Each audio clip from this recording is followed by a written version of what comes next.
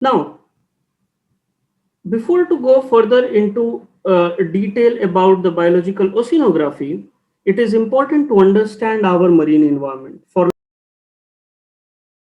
if you want to know further about the marine environment, what would you do? You would go, or the first step, which is accessible to most of us, is a beach, right? You stand here, right? If you stand here, this is the intertidal zone. So in the picture here, you can see a man standing in the intertidal zone. You can imagine that this guy is standing over here, right? Now, what he sees or what she sees in case, right? So what they will see is a mass of water in this direction. Now, let us try to classify this marine environment. Once you classify the marine environment, there are two major portions. Of course, where you are standing, that's a land sea interactive area that can also be called as intertidal area, right? But apart from that, you have two major areas. One is pelagic zone, other one is benthic zone, right? So pelagic zone covers two areas, that is Neritic and Oceanic.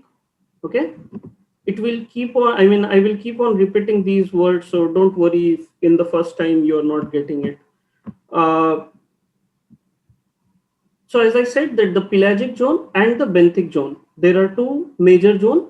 In the pelagic zone, that is referring to the water column, okay?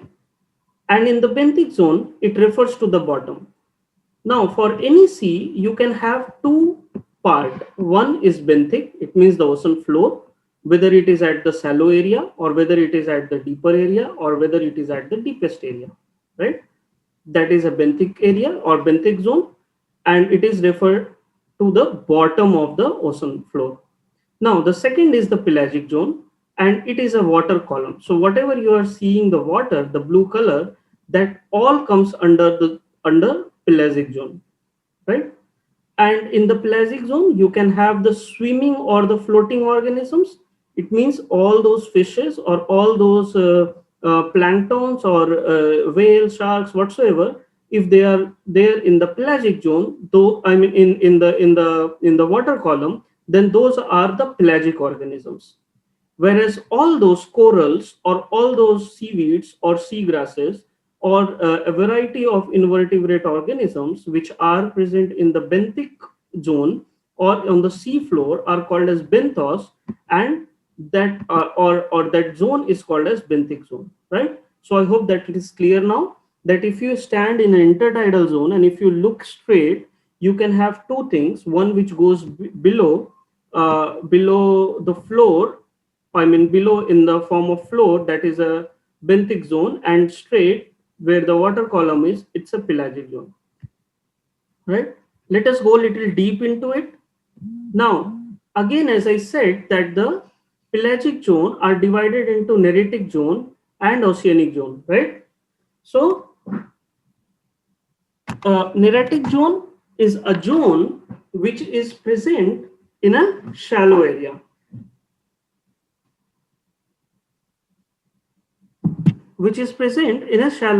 or you can say that on the top of the continental shelf. It is easy to see in the picture here.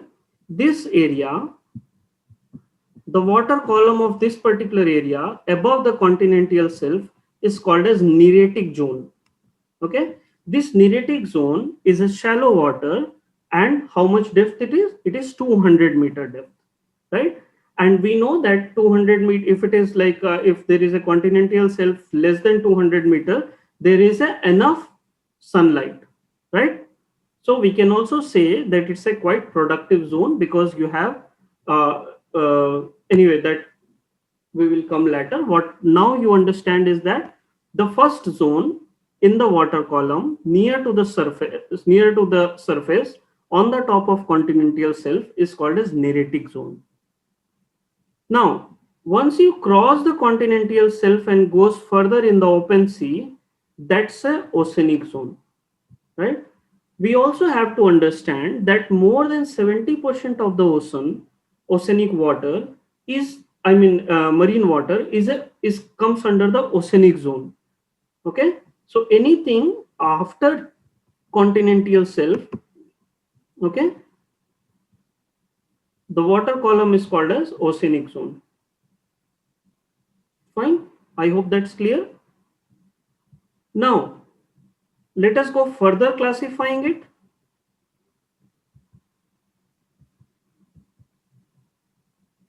First, we will classify the neritic zone because, or first we will learn more about the neritic zone because this is the first water column which we are seeing from the coast up to 200-meter depth and on the top of the continental shelf.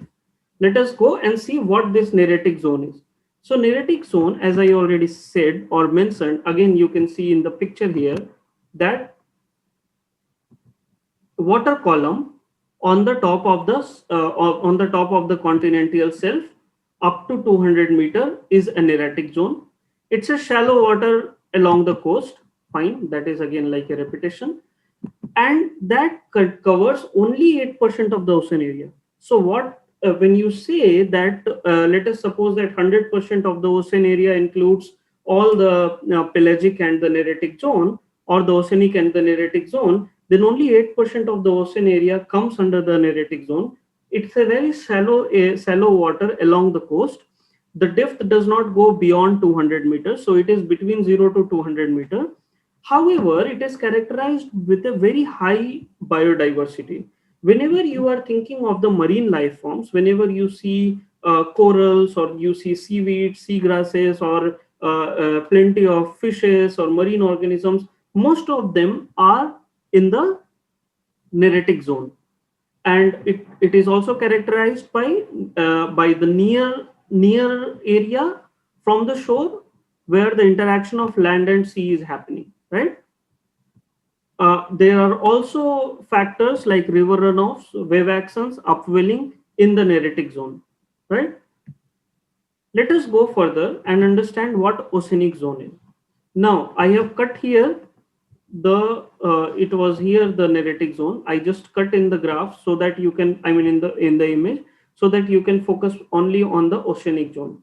Now, this oceanic zone is the entire rest of the ocean from the bottom edge of the neritic zone. So once you cross the continental shelf, okay, and then beyond the 200-meter depth in the open side, it's a oceanic zone.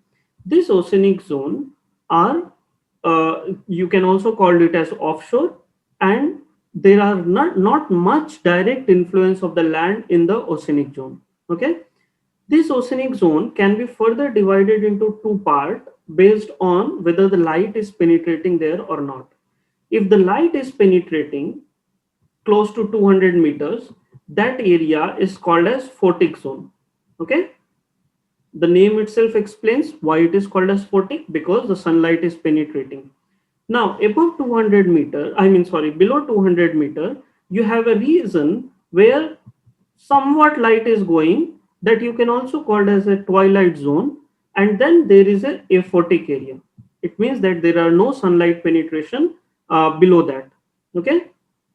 So if you have to divide the oceanic zone in uh, based on the light, you can divide it into the photic and you can divide it into the aphotic zone, right? However, the classification can further go as the area which is in the photic zone can be called as epipelagic. Okay, the twilight zone, it means that there are somewhat light, but then not always with the sunlight, very little light is there, or you can say a twilight light. So that is a mesopelagic zone, right? I mean, below mesopelagic, whatever comes bathypelagic, abyssipelagic, and hadalpelagic, it means from 1000-meter below, everything is aphotic. Okay, and the sea is very cold there. So in a way, you can also understand that a majority of the earth, because we know that the ocean covers close to 70% of the earth's surface, and on the top of that, if the majority of the portion or the water or the life form, if it is not the life form, if the earth surface is in the bathypelagic, abyssal pelagic, and hadal pelagic, then we can say that most of the Earth surface is very cold, right?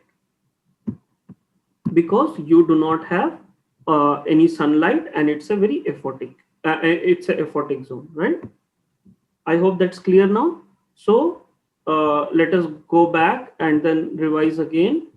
Uh, the water column can be divided into Neritic and the Oceanic.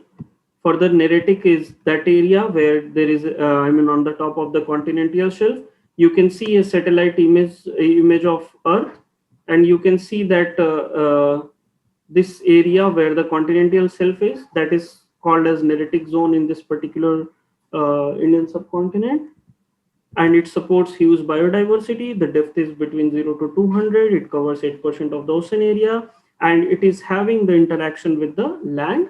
So, a lot of river runoff, wave actions, upwelling, so and so on. Now, in the oceanic zone, you can divide it into further two parts: photic and aphotic, based on the light. And then again, further classification, wherever there is, till the photic zone it is epipelagic, below in the twilight zone it's mesopelagic, and below it's bathypelagic, abyssal pelagic, and hadal pelagic. And how would you differentiate it? Below 1000 meter it's bathypelagic, below 2000 meter it's abyssal pelagic, and below 6000 meter and further down it's hadal pelagic, right? So this is what a classification for the open ocean, or you can say water column. Now, you cannot only distinguish or divide or classify the water column. You also have to do the benthic zone, right? What we need to understand is the water column, or below 6000 meter, right, till the trenches, the ocean floor is called as hadal zone, and we also know that the pelagic area of this area is called as hadal pelagic. Similarly, abyssopelagic area, the ocean floor for this particular deep sea plain is abyssal zone. Above that, till 1000 meter, you have bathyl zone, right? That also comes under the continental slope. So after the continental shelf you have a slope, and below 1000 meter you have Bethel zone. Now if you come further up, right, you have a continental shelf.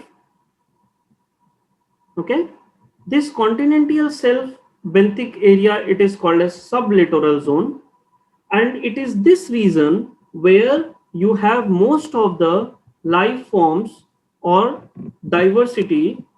For example, coral reefs, kelp beds. With the kelp bed I mean not only kelps but also other macrophytes including seagrasses and the seaweeds, and this is one of the most productive and lively part of the sea. Okay, so this is sublittoral area. Once you come little further up to sublittoral area, you have littoral zone. Now this littoral zone is the nearest part, or you can say that the ocean floor, or the bottom is very much near to the land, right? So what we have seen till now, we have seen that there is a Neritic zone and then there is a Oceanic zone. Oceanic zone are further divided into several different zones depending on the depth. And then similarly, as we have classified the water column, we have also classified the bottom or the benthic area of the sea. Sublittoral zone is the one which is more diverse and where most of the corals, scalps, beds, and macrophytes and other things are there, other life forms are there. And on the top, we have littoral. Now, let us go and see what this littoral is. So, littoral zone, that can also be called as coastal zone, starts from low water, low tide area. So below low tide area, now imagine that if this is a land and this is the sea boundary, anything below this, you have littoral zone. After this littoral zone, you will have sublittoral zone. Then you have deep portion like continental slope. Then you have abyssal plain and all those things, right? Now we are not, we have to just focus on this particular tidal flat, or you can also say above littoral area or littoral zone, there lies a intertidal area. Now I am sure that many of you are aware that the intertidal area is actually that area which is at the interface of the land and sea, right? I will go further in detail about intertidal area. Don't worry if it is confusing. I will sum it up again, and will try to make it as simple as possible. If you look into the intertidal area, as I said, it's a place where the sea meet land. Because of the cycling of the tide, this region is quite dynamic. Now, if the water is moving up in the high tide time, what will happen? This area will be flooded with the seawater, or there will be seawater.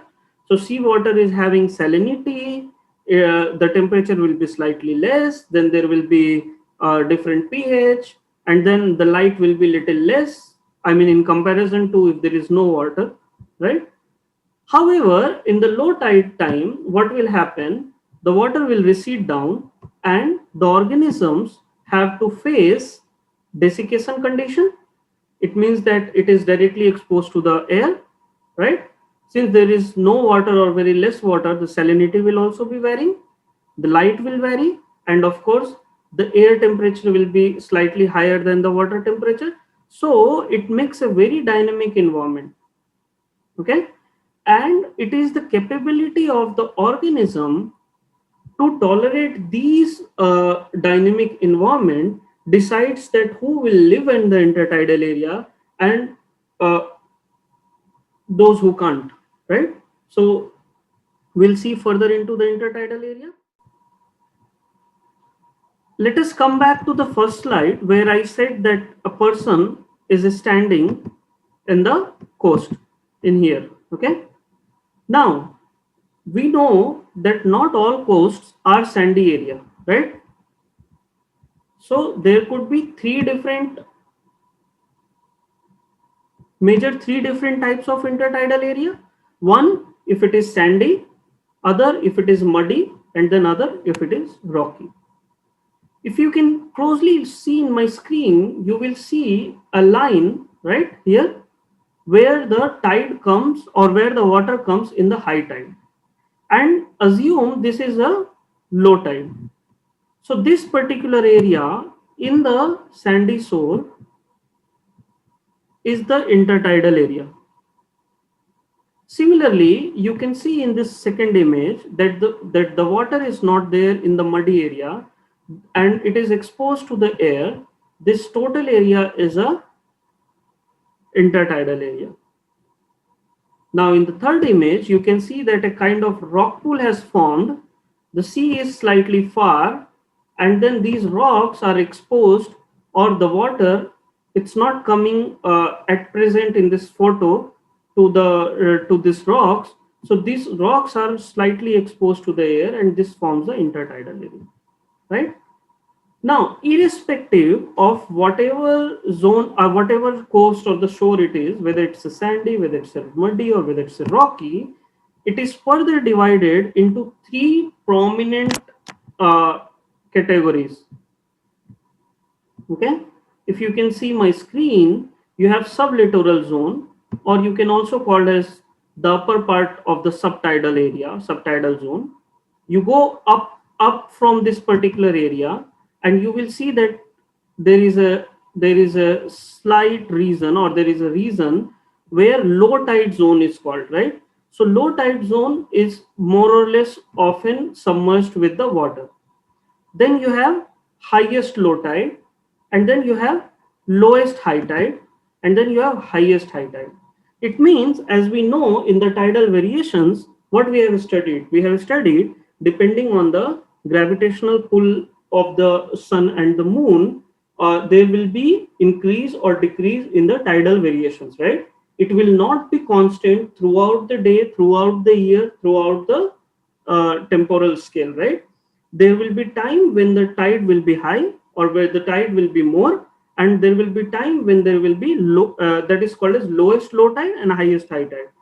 Any reason or the reasons between the lowest low tide and highest high tide can be divided into three different parts, that is called as low tide zone, mid tide zone, or high tide zone, as you can see in my screen, right?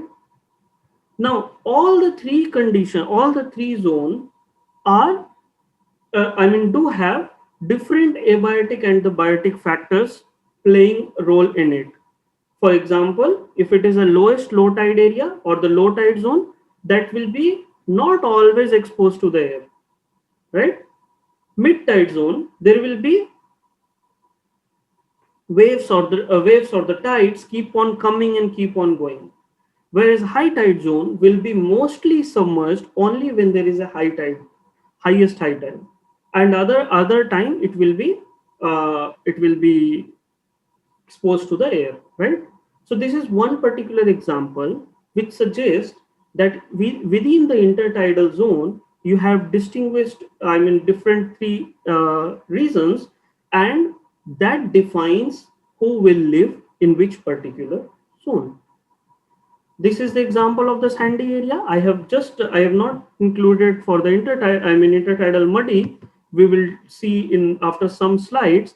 But again, in another example, in the image, you can see that the intertidal zone is what? Intertidal zone is low tide zone. Okay, then you have mid tide zone and then high tide zone, right? So you have, again, you have a vertical zonation in the rock, and depending on which species is having capability to tolerate more sunlight, more desiccation, they will be living on the splash zone or the high tide zone. Whereas those which are fleshy and those which are fragile or require more sunlight and cannot tolerate much of ultraviolet radiations and so on will be living in the low tide zone. Okay, in here. I hope that's clear for now. Okay, let us move to the next slide. So in a summary, what we have learned till now, we have learned, you try to focus on the picture. We have learned that there is an intertidal zone where you can stand and you can look the ocean if you are standing in the coast.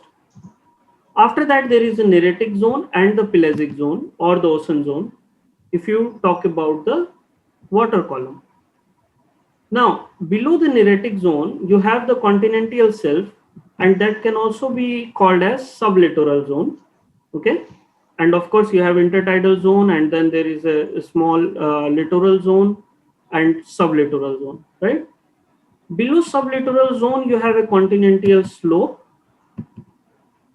and then you have deep plain, then abyssal zone. Okay, if you classify further the oceanic zone, you can do based on the light, photic and aphotic, and then again based on the depth, you can classify it into epipelagic, mesopelagic, bathypelagic, and so on, abyssopelagic, and so on, right? So if anybody asks you what is the zonation, marine zonation, you can say based on the light penetration, it can be photic and aphotic. Based on the distance from shore, it can be intertidal, neritic, and oceanic. Okay, and based on the depth, it can be pelagic, benthic, and abyssal. I hope that's clear. Now, if we go further, so this is a general marine zonation.